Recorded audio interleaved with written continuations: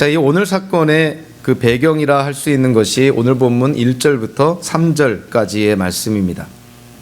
사무엘에 대해서 언급을 하고 있는데요. 어찌 보면 사무엘의 집안에 대해서 묘사하고 있죠. 첫째로 사무엘이 이제는 연로해졌다, 늙었다 이렇게 말합니다. 그러니까 이제 사무엘이 이스라엘 전역을 다니면서 지도자의 역할을 감당할 수가 없으니까 자기의 두 아들을 사사로 세웁니다. 이스라엘의 역사 속에서 세습이 가능했던 것은 제사장만 세습이 가능했었는데요. 여태까지 역사 속에서는요, 이스라엘의 역사에서 최초로 그 제사장 외에 어떠한 그러한 직책을 세습한 것이 여기가 처음이었다는 것이죠. 사무엘이 자기의 두 아들들에게 요엘과 아비야에게 사사의 그런 직분, 사사의 직책을 세습하였다는 것입니다. 사실 사사는 하나님께서 임명하는 것인데 어찌하여 사무엘이, 하나님을 순종하며 두려워하는 사무엘이 자기의 두 아들에게 사사직을 세습을 했을까? 여기에 대해서는 여러 가지 추측이 가능하죠. 오죽 인물이 없었으면 두 아들들에게 사사 그 직책을 세습을 했을까? 이런 얘기도 나오고요.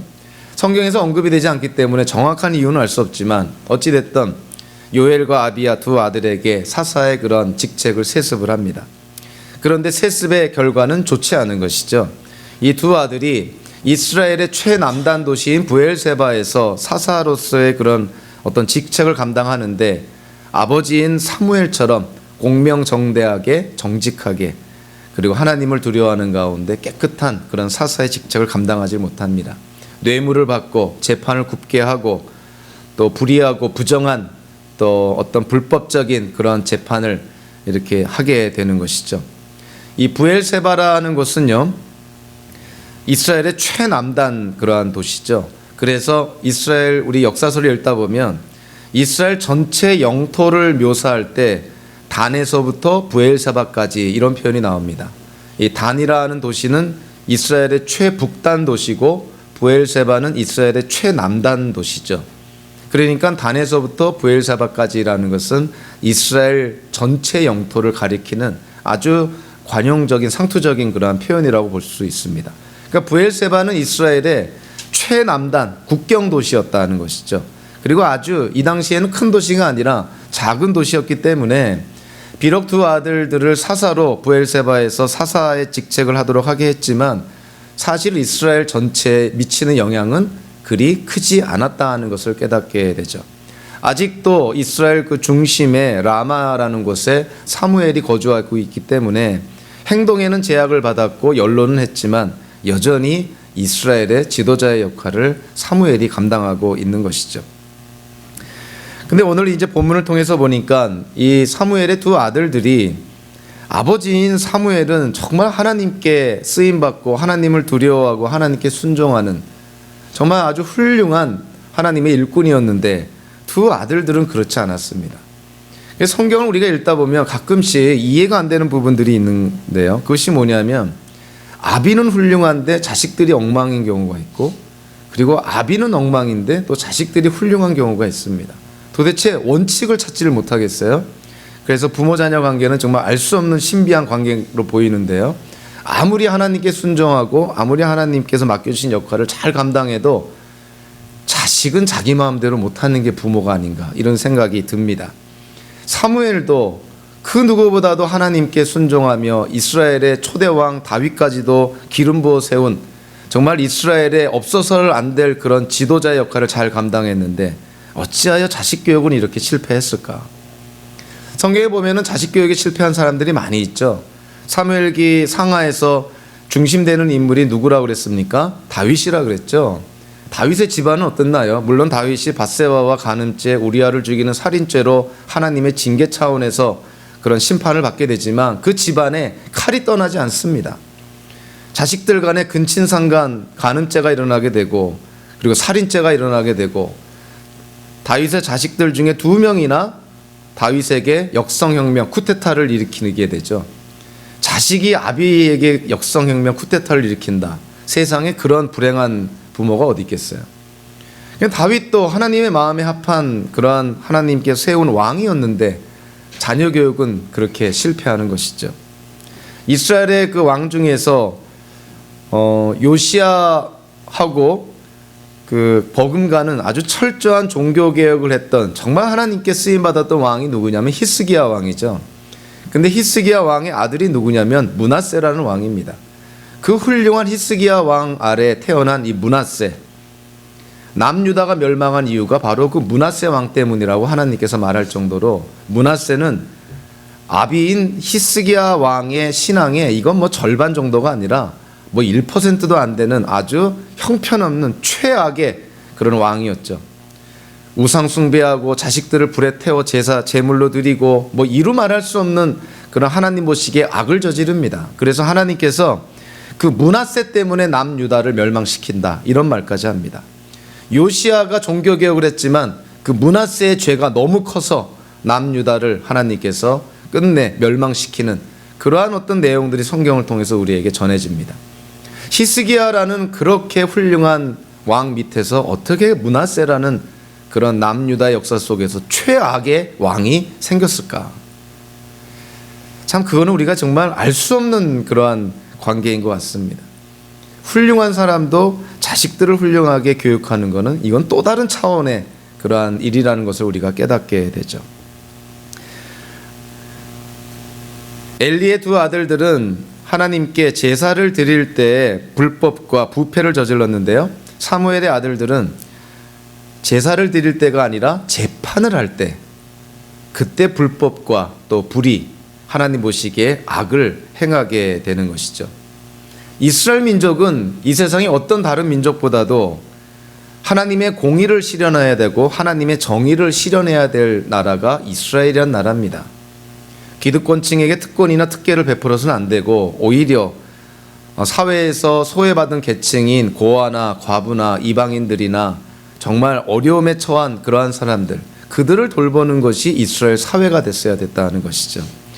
다른 나라에는 거의 없는 안식년과 희년이라는 제도를 통해서 어떤 그런 부의 재산의 그런 어떤 공평한 분배, 이런 모든 어떤 구별된 특징을 가져야 될 사회가 이스라엘이라는 사회였는데, 그 이스라엘 사회의 지도자라 할 수 있는 사사들이, 사무엘의 두 아들들이 재판을, 뇌물을 받고 굽게 하고 불의한 재판을 벌이게 되고 어떤 하나님 보시기에 악을 행하게 되는 것이죠.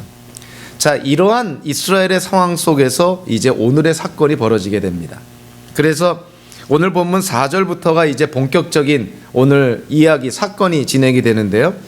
자, 사무엘은 늙었고 사무엘의 아들들은 사사로서의 역할을 감당하지 못하고 오히려 불의와 부정과 어떤 불법을 행하고 있으니 이스라엘의 장로들이 라마에 살고 있는 사무엘을 찾아오게 됩니다.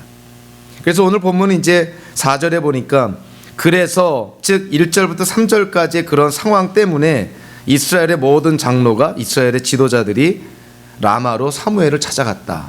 이제 여기서부터 오늘의 본격적인 이야기가 시작이 되는 것이죠. 자, 이스라엘의 장로들이 라마에 있는 사무엘을 찾아가서 요구한 것이 뭐냐면 5절을 보니까 우리에게도 왕을 세워달라는 것입니다.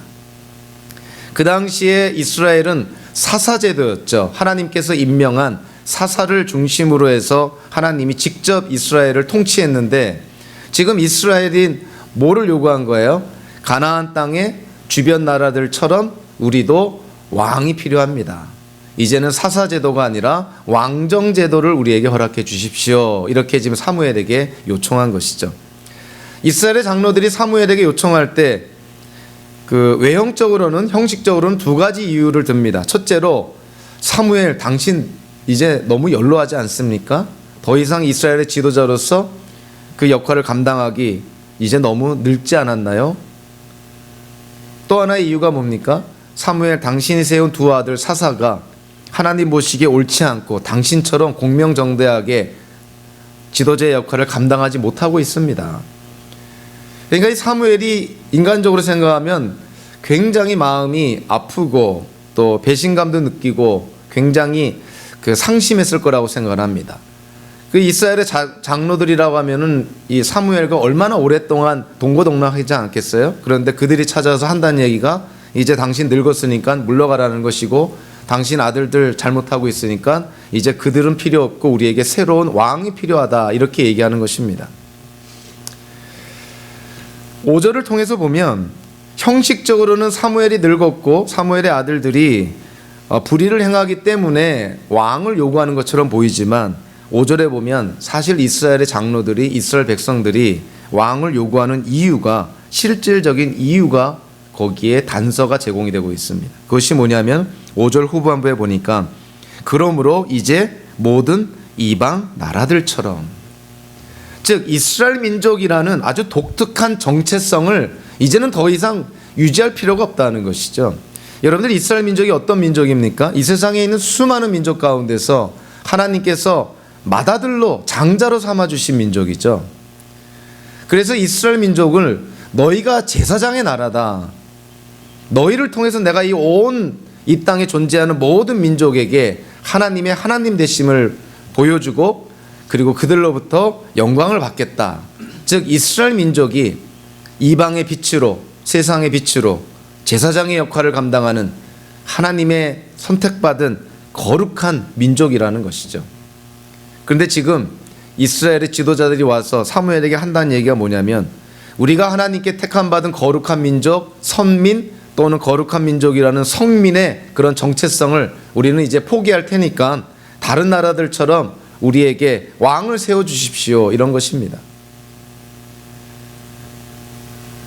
하나님께서 그들을 출애굽하여서 가나안 땅을 허락하시고 또 미스바에서 블레셋 군대를 물리쳐 주신 것처럼 하나님이 지켜주셔서 지금 이스라엘 민족이 지금까지 존재해 오고 있는데, 그러한 사실은 까마득히 잊어버리고 하나님께 선택받은 민족이라는 정체성을 포기해도 좋으니까 우리에게 왕을 세워달라는 것입니다. 어떻게 해요?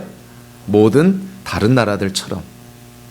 그러니까 지금 사사제도, 보이지 않는 하나님을 섬기기보다는 왕정제도를 통해서 눈에 보이는 인간의 왕을 섬기고 싶다는 것이죠.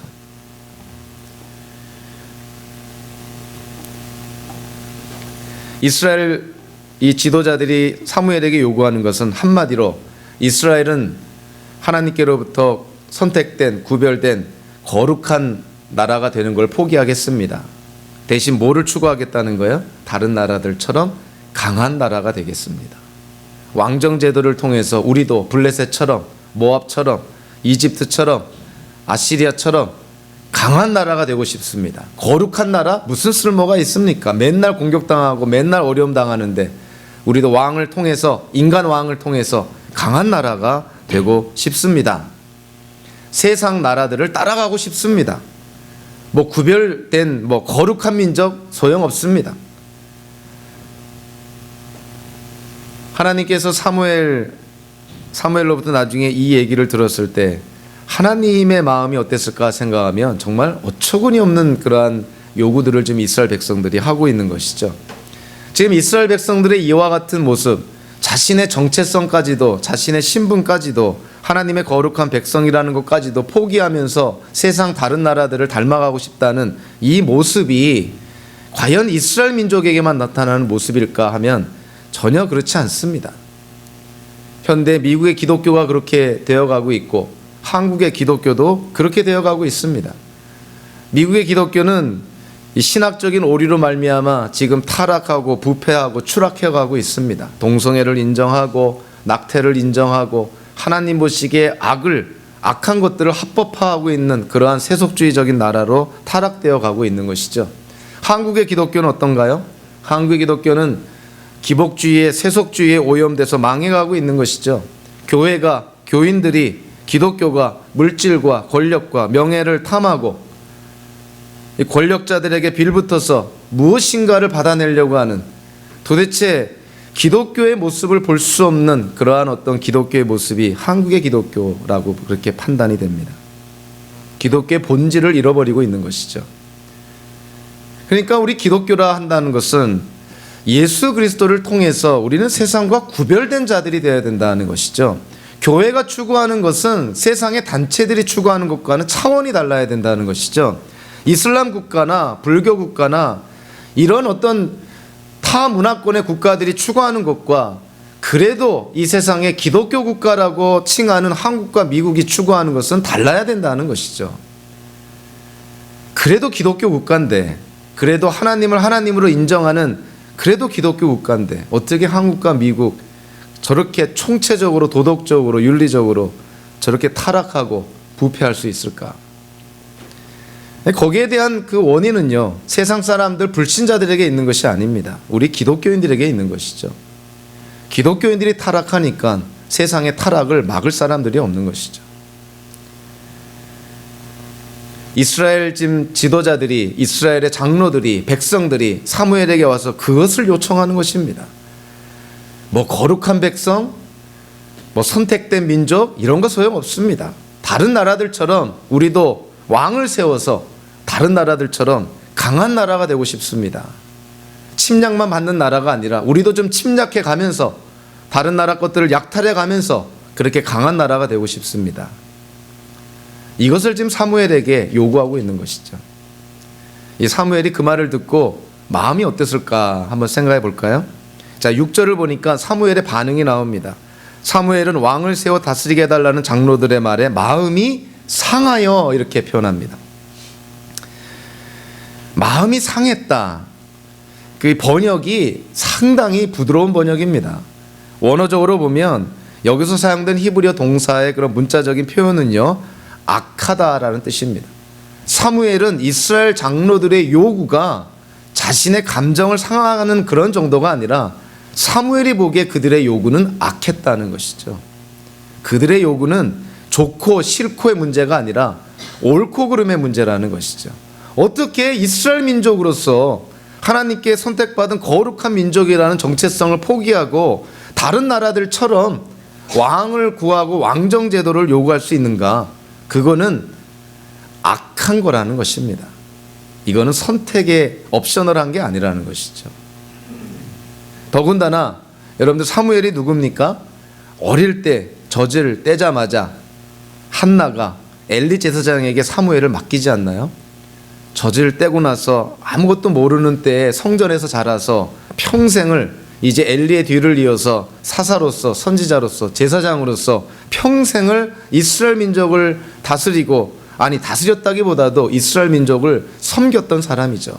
인생 전체를 다 이스라엘을 섬기는데 다 쏟아부은 사람이 사무엘인데, 그 사무엘의 인생을 누구보다도 잘 알고 있는 이스라엘 장로들이 와서 한다는 얘기가 뭐예요? 이제 당신 늙었으니까, 당신 아들들 제대로 못하니까 이제는 당신이고 사사고 필요 없습니다. 다른 나라들처럼 왕을 세워주십시오. 사무엘의 마음이 어땠을까요? 이루 말할 수 없는 배신감을 느꼈을 것이고, 아마 모멸감도 느꼈을 것이고, 수치스러움도 느꼈을 것이고, 정말 충격이라고 한다면 상상할 수 없는 그런 충격을 아마 사무엘이 지금 받았을 것입니다. 아마 보통 사람 같았으면은 그 이스라엘의 장로들에게 아마 노발대발했을 거라고 생각을 합니다. 분노로 아마 하나님의 이름으로 저주까지 했을 거라고 생각을 합니다. 자기의 인생을 누구보다도 잘 알고 있는 이스라엘의 지도자들이 와서 한다는 얘기가, 이제 늙었으니까 당신 필요 없고 하나님 대신에 인간 왕을 세우겠다. 사무엘의 입장에서 보면은 하나님 안에서 얼마든지 정당한 분노를 할 수 있는 상황이죠. 얼마든지 저주도 할 수 있는 그런 상황입니다. 그런데 오늘 본문을 보니까, 자, 이 본문은, 성경은 그러한 부분을 자세하게 설명을 하지 않고 짤막짤막하게 사실로만 묘사를 하고 지나갑니다. 6절 후반부에 뭐라고 말했어요? 장로들의 말에 마음이 상하여, 그리고 나서 어떻게 했다고요? 주님께 기도를 드렸더니. 이스라엘 장로들에게 사무엘이 본능적으로, 충동적으로, 그리고 동물적으로 반응하지 않은 것이죠. 감정은 상하고 배신감 느끼고 분노가 일어나고 충격을 받았지만, 자, 그거를 억누르고, 자, 누구한테 갑니까? 하나님께 갑니다. 자기가 자기 마음대로 그렇게 분노를 표출하고 자기 마음대로 결정하고 행동하지 않은 것이죠. 여기에도 하나님의 뜻이 혹시 있으신가? 분명히 사무엘이 보기에 악한 요구들인데 과연 하나님은 어떻게 생각하실까? 그 모든 것을 가지고 어디로 갑니까? 하나님께 갑니다. 그래서 하나님께 기도하는 것이에요. 아마 사무엘이 정말 그 피를 끓는 그런 애끓는 마음으로 아마 기도했을 것입니다. 이스라엘의 지도자들이 와서 하나님 이런 것들을 요구합니다. 하나님 대신에 인간의 왕을 구하고 있습니다. 사무엘이 그 얘기했을 때 사무엘은 아마 하나님도 자기처럼 분노하고 정말 하나님께서 직접 정말 하늘에서 불을 내려서 징계할 거라는 것을 기대했는지는 모르겠어요. 그런데 하나님의 반응은 어떻습니까? 오늘 보면 그 7절, 8절, 9절을 통해서 보니까 하나님의 반응은 뜻밖의 반응입니다. 사무엘에게 뭐라고 말합니까? 이스라엘의 장로들이, 이스라엘 백성들이 너를 버린 것이 아니라 누구를 버렸다고요? 나를 버렸다. 그러니까 하나님은 이스라엘 그 장로들, 이스라엘 백성들의 그 마음을 지금 꿰뚫어 보고 있는 거예요. 그들은 사무엘을 거절한 것이 아닙니다. 사무엘을 버린 것이 아니라 이스라엘의 하나님을 버린 거예요. 이제는 하나님께 간섭받고 싶지 않다는 것이죠. 하나님이 세운 사사의 통치를 받고 싶지 않다는 거예요. 자기네들이 세운, 자기네들이 뽑은, 자기네들이 원하는 인간의 왕을 통해서 다스림을 받고 싶다는 것이죠. 이제는 하나님이 저희들의 하나님이 되기를 우리는 원치 않습니다. 이런 것이에요. 마음이 아팠으면, 마음에 분노가 일어났으면 누가 더 마음이 아프고 누가 더 분노가 컸을 거라고 생각합니까? 사무엘보다 당연히 하나님이시죠. 출애굽하게 하시고 광야를 지나면서 온갖 먹을 거 입을 거 다 챙겨주시죠. 가나안 땅도 약속의 땅으로 주시죠. 블레셋으로부터 이스라엘을 지켜주신 분이 하나님이시죠. 그런데 이스라엘 백성이 원하는 게 뭐예요? 그 하나님 더 이상 싫다는 거예요. 눈에 보이는 사람이 세운 왕을 구하고 있습니다. 하나님이야말로 모욕감을 느끼고 배신감을 느끼고 충격을 느꼈겠죠. 이스라엘 백성은 하나님께 거룩한 나라가 되기를 소원한 것이 아니라 다른 나라들처럼 강한 나라가 되기를 원했던 것이고, 그래서 이제는 하나님 대신에 인간의 왕을 구한 것이죠. 하나님께서 사무엘에게 이스라엘 백성들이 너에게 요구한 것은 너를 버린 것이 아니라 나를 버린 것이다. 그리고 나서 두 번째로 얘기한 게 뭐냐면, 그렇게 나를 버리는 그 이스라엘의 그 모습이 어제 오늘의 일이 아니다. 그들의 특징이다. 이렇게까지 얘기를 합니다. 그러니까 이스라엘 백성들이 하나님의 공급하심, 하나님의 보호하심, 하나님의 인도하심을 받으면서도 이스라엘의 역사 속에서 지속적으로 하나님을 거절하고 하나님을 버리려는 그러한 행태가 계속 지속되어 왔다는 것이죠. 그래서 7절부터 9절까지를 통해서 보니까 하나님께서 사무엘에게 그러한 이스라엘의 모습은 어제 오늘의 일이 아니라 그들의 특징처럼 되어버렸다. 이렇게까지 얘기를 합니다. 그러면서요, 그 이스라엘 백성들에게 사무엘을 보고 얘기를 하라 그럽니다. 그들에게 분명히 전해라. 왕정제도가 세워지면 그들이 생각하지 못하는 어려운 일들을 그들이 당하게 될 거라는 것을 알려주라는 것이죠. 다르게 말하면 왕정제도의 실상을, 왕정제도가 불러올 폐단을 그들에게 알려주라는 것입니다. 그래서 10절부터 18절까지요, 한 5가지를 언급을 합니다. 첫째로 왕이 이스라엘의 아들들을 취할 것이다. 또 두 번째로 보니까 이스라엘의 딸들을 취할 것이다. 또 이스라엘의 국민들의 그런 재산을 취할 것이다. 16절에 보니까 노비와 나귀들을 취할 것이다. 15절 17절에 보니까 그들의 재산 중에 10분의 1을 취할 것이다. 그러니까 이스라엘 사람들이 그들을 다스리고 그들을 위해서 전쟁을 하고 그들을 위해서 싸워줄 왕을 세웠을 때 이와 같은 실상들이 일어나게 된다는 것이죠. 자, 여기 있는 것들을 크게 3가지로 묶어서 우리가 표현하면 이런 것입니다. 이스라엘의 왕이 그 아들과 딸들, 이스라엘 백성들의 아들과 딸들을 강제 징집할 거라는 것입니다. 강제로 데려가게 될 것이다. 그들은 하나님처럼, 이스라엘의 왕은 하나님처럼 자비하고 긍휼하지 않다는 것이죠. 그들은 무자비할 것이다. 그리고 세 번째로 이스라엘의 왕은 그들의 권력을 남용할 것이다. 하나님은 어떻게 절대로 하나님의 권력을 남용할 수가 없으신 분이시죠. 선하신 분이신데, 거룩하신 분이신데, 하나님의 뜻하심 속에서 이스라엘을 인도하시는데, 인간이 세운 왕은 그들이 갖고 있는 권력을 분명 남용할 것이다. 이기적이고 불법적인 어떤 목적을 위해서 왕의 권한을 사용하게 될 것이다. 이렇게 지금 사무엘을 통해서 하나님이 이스라엘 백성들에게 경고합니다. 너희들이 왕을 원하느냐? 왕이 세워지면 너희들에게 무슨 일이 일어나느냐? 너희들의 아들과 딸을 강제 징집할 것이다. 너희를 무자비하게 대할 것이다. 너희들의 재산들도 다 취할 것이고 권력을 남용해서 너희들은 고통 가운데 하나님께 부르짖게 될 것이다. 자, 그런데도 이스라엘 백성의 반응이 뭡니까? 그래도 좋으니까 왕을 허락해 주십시오. 이것이 이스라엘의 반응이었어요. 자, 이 모습을 보고 참 하나님께서 아마 혀를 찼을 거라고 생각을 합니다. 아니 어떻게 이런 요구들을 할 수가 있을까? 그것도 이스라엘의 지도자라는 자들이 이스라엘 백성들을 대신해서 대표해서 사무엘에게 어떻게 이런 요구들을 할 수가 있을까? 그래서 우리가 한번 생각해 봐야 될 것이 이스라엘 백성들이 이스라엘 장로들을 통해서 요구하는 것이 뭡니까? 지금 우리를 다스리는 자가 이제는 사무엘 당신도 싫고 하나님도 싫고 누가 우리를 다스리기를 원한다는 거예요? 인간의 왕이, 자기네들이 세운 왕이 우리를 다스리기를 원한다는 거예요. 그래서 여기서 우리가 질문해야 됩니다. 저와 여러분들이 이 땅을 살 때 과연 우리를 다스리는 자가 누구인가? 여러분들을 다스리는 자가 누구인가? 한번 생각해 볼 필요가 있는 것이죠. 세상에 무엇인가가 우리를 다스리고 있다면 그것이 재물이든 명예든 권력이든 또 뭐든지 간에 세상에 무엇인가가 지금 우리의 인생을 다스리고 있다면 그것은 하나님 앞에 우상이 되는 것이죠. 그것보다 더 교묘하고 더 위험한 것이 뭐냐면은 내 인생을 내가 다스릴 때 가장 위험한 것이죠. 내 인생의 주인이 나다. 내 인생은 내 것이다. 내 마음대로 하겠다. 내 원하는 대로 하겠다. 하나님도 간섭하지 마십시오. 내 인생은 내 것입니다. My way를 외치면서 가겠습니다.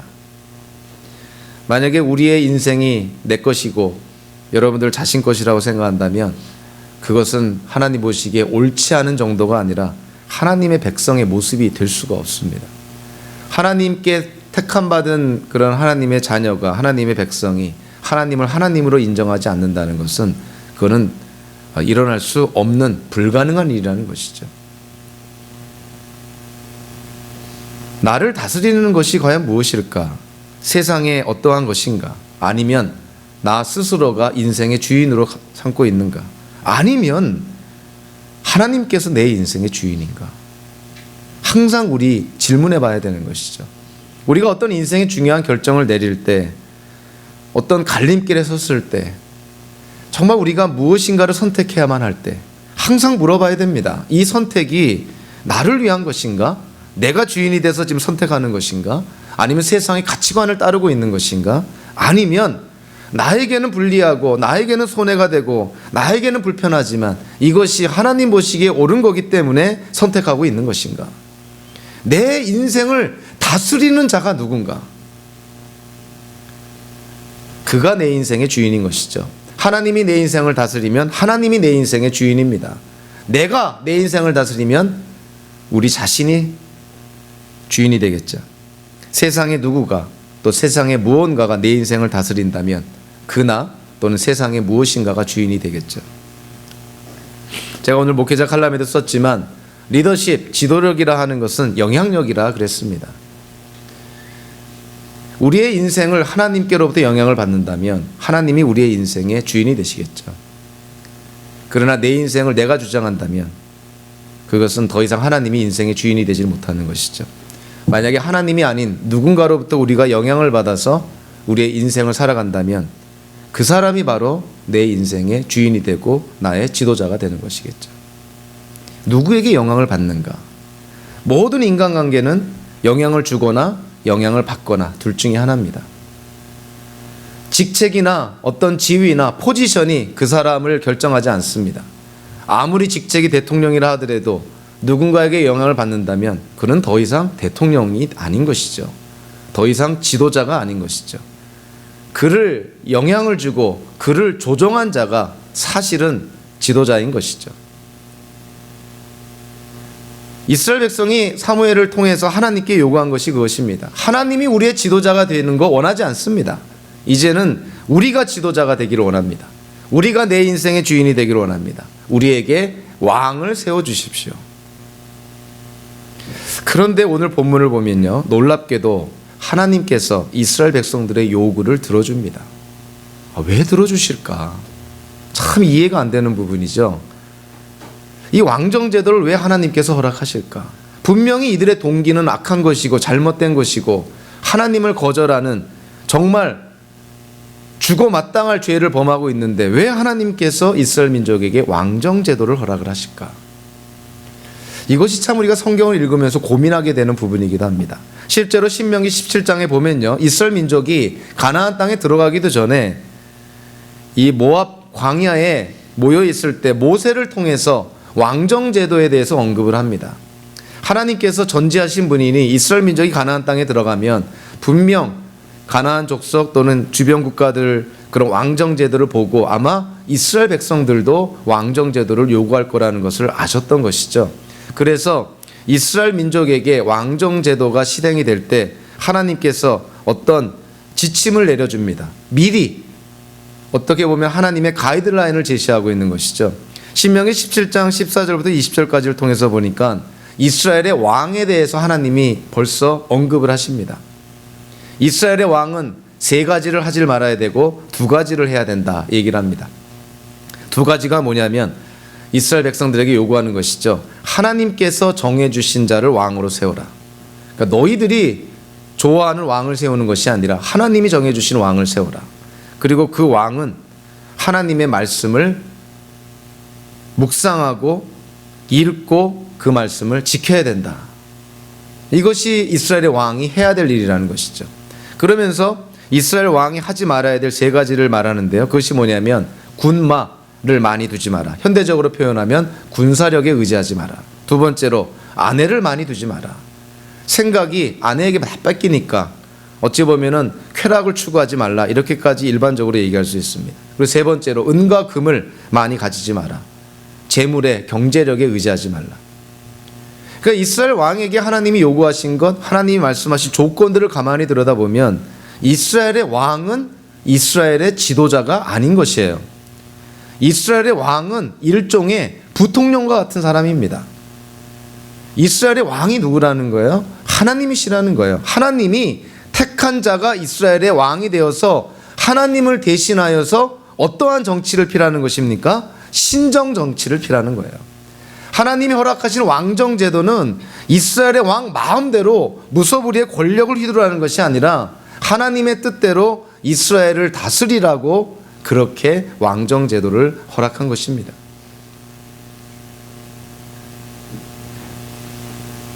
우리는 하나님께서 이 왕정 제도를 허락하신 데에는 인간의 이해를 초월하고 우리의 기대를 초월하는 하나님의 정말 높으신 뜻이 있음을 깨닫게 됩니다. 여러분들, 이스라엘 민족이 잘못된 동기로 하나님을 하나님으로 인정하지 않겠다는 그러한 의도로 왕정 제도를 요구했을 때 하나님께서 그 왕정 제도를 허락하십니다. 어찌 보면은 악한 제도인 것이죠. 그런데 하나님께서 그 악한 제도를 통해서 누구를 세우시냐면 다윗이라는 왕을 세우시죠. 그리고 놀랍게도 다윗이라는 그런 왕의 족보를 통해서 이 땅에 진정한 온 우주의 왕이 탄생하시게 되죠. 예수님이 오시게 되는 것이죠. 어찌 보면 왕정제도라는 것은 하나님 보시기에 악한 제도입니다. 하나님을 하나님으로 인정하지 않겠다는 동기로 이스라엘 백성들이 요구했던 제도인 것이죠. 하나님께서 그거를 허락하시면서 그 제도를 통해서 다윗을, 그리고 다윗을 통해서 예수님을 이 땅에 오셔서 온 우주를 구원하게 하신다는 것이죠. 그러니까 하나님의 그 섭리의 역사라는 것은 인간의 이해를 초월하는 것이에요. 그거를 어찌 인간이 이해할 수 있고 어찌 인간이 예상할 수 있겠냐 하는 것이죠. 그래서 사도 바울이 얘기를 하죠. 우리 믿는 자들, 하나님께서 모든 것을 합력하여 선을 이루신다 말씀하시죠. 인간의 잘못된 요구, 인간의 잘못된 결정, 거기에 따른 하나님의 반응, 하나님의 결정, 이 모든 것을 합력해서 결국 하나님의 뜻을 이루어 나가신다는 것이죠. 이스라엘 백성들은 다른 모든 나라들처럼 왕을 구합니다. 하나님 대신에 자기네들을 다스릴 왕을 구합니다. 더군다나 20절의 마지막에 보니까 이제는 그 왕이 자기네들을 위해서 대신해서 싸워줄 왕을 구합니다. 여태까지 이스라엘 민족을 대신하여서 이스라엘 민족이 앞장서서 이스라엘 민족을 위하여서 전쟁을 하고 싸워주고 이스라엘에게 승리를 가져다 줬던 분이 누구시죠? 하나님이시잖아요. 이스라엘 민족이 그 하나님을 배격하고 이제는 우리를 위하여 싸워줄 인간의 왕을 구하고 있는 것입니다. 이스라엘 백성들이, 이스라엘 장로들이 사무엘을 통해서 하나님께 요구하는 것이 얼마나 천인공노할 말도 안 되는 하나님의 그러한 공의로운 분노를 일으키는 그러한 잘못된 요구임을 우리가 잘 알고 있죠. 그럼에도 불구하고 하나님께서 이들에게 왕정제도를 허락하시면서 궁극적으로 하나님의 뜻을 이루어 나가십니다. 자, 이 오늘 본문의 말씀을 우리가 마무리하면서요, 정말 저와 여러분들의 인생 속에 누가 진정한 왕이신가? 결국 우리의 인생은요, 세계의 역사는 결국은 왕싸움입니다. 우리의 인생의 왕이 누구신가? 세계 역사의 왕이 누구신가? 그 싸움을 하고 있는 것이에요. 세계의 역사 속에서 누가 진정한 왕이신가? 거기까지는 우리의 힘이 못 미치지만 적어도 우리의 인생 안에서, 우리의 삶 속에서 누가 진정한 왕이신지는 우리가 선택하고 우리가 추구할 수 있다는 것이죠. 적어도 하나님의 은혜로 구원받은 기독교인들은 매일매일 순간순간의 삶 속에서 하나님을 우리의 왕으로 인정하고 모시고 그분의 말씀을 들으며 살아야 된다는 것입니다. 모든 인생의 위기, 모든 나라와 민족과 사회의 위기, 어디로부터 오는 것이냐면 하나님을 하나님으로 인정하지 않는 것에서부터 모든 위기가 시작이 됩니다. 다른 말로 하면 우리의 어려움과 고난을 헤쳐나갈 수 있는 첫 단추가 뭡니까? 하나님을 하나님으로 인정하는 것에서부터 시작한다는 것이죠. 저와 여러분들의 인생 속에 이스라엘의 그 어떤 잘못된 그런 모습들을 통해서 반면교사 삼아서 경각심을 또 교훈을 받아서 저와 여러분들 남은 인생 정말 하나님을 하나님으로 인정하며 하나님을 진정한 왕으로 고백하며 하나님께 영광을 돌리는 그런 성도의 삶을 사시기를 주님의 이름으로 축원합니다. 기도하겠습니다. 고마우신 하나님, 오늘 이후로부터 우리의 인생 속에 더 이상 하나님을 대신하는 그 어떤 것도 하나님의 자리를 차지하지 않도록 주님 간섭하여 주옵시고 오로지 하나님만을 우리의 왕으로 또 우리의 인생의 주님으로 온 우주 만물의 창조주로 고백하며 살아가는 저희들 되게 하여 주시옵소서. 예수님의 이름으로 기도하옵나이다. 아멘. 우리 다